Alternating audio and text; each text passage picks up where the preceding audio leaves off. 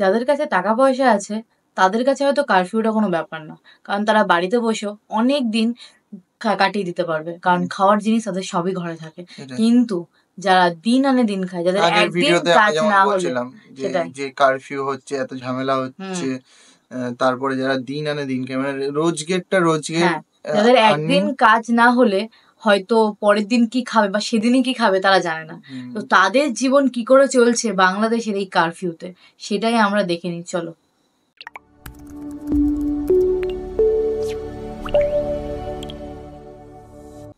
Curfew বন্দি জীবনে ত্রাহি অবস্থা, দিন এনে দিন খাওয়া মানুষের সবচেয়ে কষ্টে পরিবহন শ্রমিক, দিনমজুর আর ক্ষুদ্র ব্যবসায়ীরা। জমানো টাকা কিংবা ধার দেনা করে চলছে সপ্তাহখানেক ধরে। এমন অচল অবস্থায় আগামীর ভাবনায় বাড়ছে দুশ্চিন্তা। মাকসুদুন নবীর রিপোর্ট, ছবি তুলেছেন সুকান্ত সরকার। করোনাবন্দি সময়ের গল্প পেরিয়ে গত 3 বছরে এমন স্থবির হয়নি কমলাপুর রেল স্টেশন। গেল বৃহস্পতিবার থেকে এখানে থমকে আছে সব। পরবর্তী নির্দেশ না দেয়া পর্যন্ত মিলবে না সবুজ সংকেত। তাই যাত্রীশূন্য প্ল্যাটফর্মে কুলি মজুরের জীবিকায় জ্বলছে লাল বাতি। কর্মহীন এক একটি অলস দিন পেরিয়ে তারা নতুন খবরের অপেক্ষায়। এই বুঝি সচল হলো রেলগাড়ি।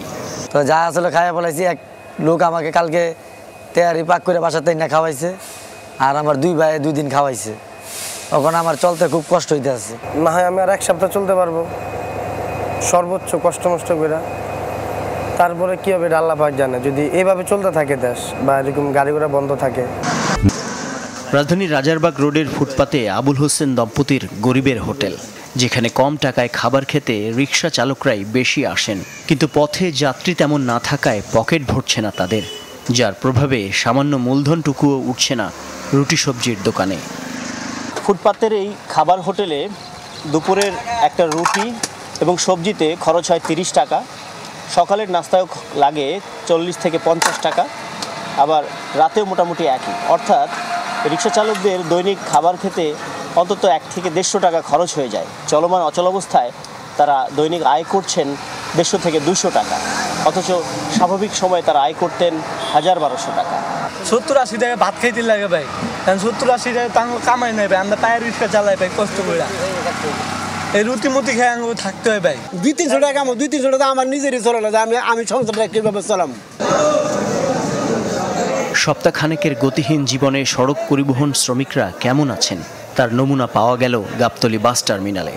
ভর দুপুরে ক্ষুধার্ত শ্রমিকদের লম্বা লাইন খাবার সংগ্রহের জন্য।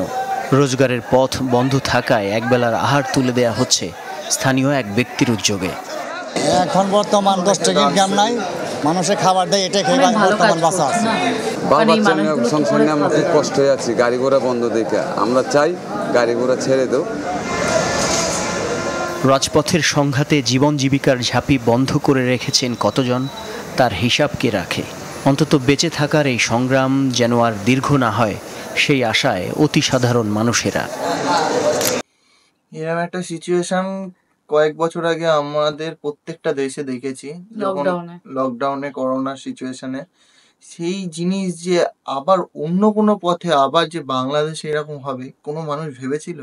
কারণ এই জিনিসটা আমরা হয়তো করোনা না এলে আমরা বুঝতাম না যে এরকমও কিছু হয়, কিন্তু আমরা বলে কিছু জিনিস সেটা হয় আমরা সত্যি জানতাম না। কিন্তু লকডাউনে আমরা দেখেছি যে এক একটা মানুষের দিন আনা দিন খাওয়াটা কতটা কঠিন হয়ে পড়েছিল।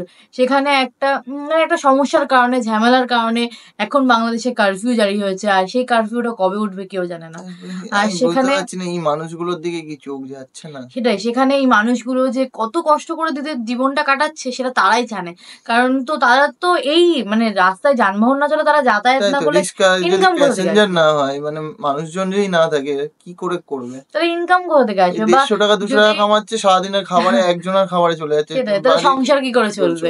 আর যদি ধরো ট্রেন বাস না চলে তাহলে কুলিদের কি হবে? তো এই যাদের দিন আনা দিন খায়, দিন মজুর যারা, তাদের জীবনটা যে এতটা দুর্বিষহ হয়ে যাচ্ছে, সত্যি যারা আন্দোলন করছে তাদের তো তারা মারা যাচ্ছে, তাদের কষ্ট সেটা তো আলাদা, কিন্তু এদের যে কষ্টটা রয়েছে সেই কষ্টটা সত্যি চোখে দেখার মতো না। কারণ এদের তো কোনো দোষ নেই। আর এই যে পরিস্থিতিটা হচ্ছে, এটা ঠিক হয়ে যাওয়ার পরে যে দাবিটা রয়েছে সেই দাবিটা মেনে নেওয়ার পরেও যে এই যে পরিস্থিতিটা ঠিক হতে যে অনেকটা সময় লেগে যাবে মানে রিকভারি করতে, এই মানে দেশের যা পরিস্থিতি এখন হচ্ছে বাংলাদেশের, আর এই জিনিসটা যখন রিকভার করবে তখন অনেকটা সময় লাগবে সমস্ত কিছু আগের ফর্মে ফিরতে, সব রিকভারি যত দিন যাবে সেটা রিকভার করতে তত বেশি সময় লাগবে।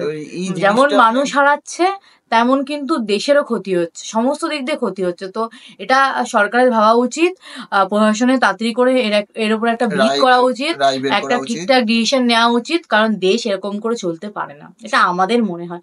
তো যাই হোক, সত্যি দেখে খুব খারাপ লাগলো, মানে সত্যিই খুব খারাপ লাগছে, আর কি বলবো। তো চলো এই ভিডিওটা এখানেই শেষ করে দিচ্ছি, দেখা হবে নেক্সট ভিডিও। টাটা।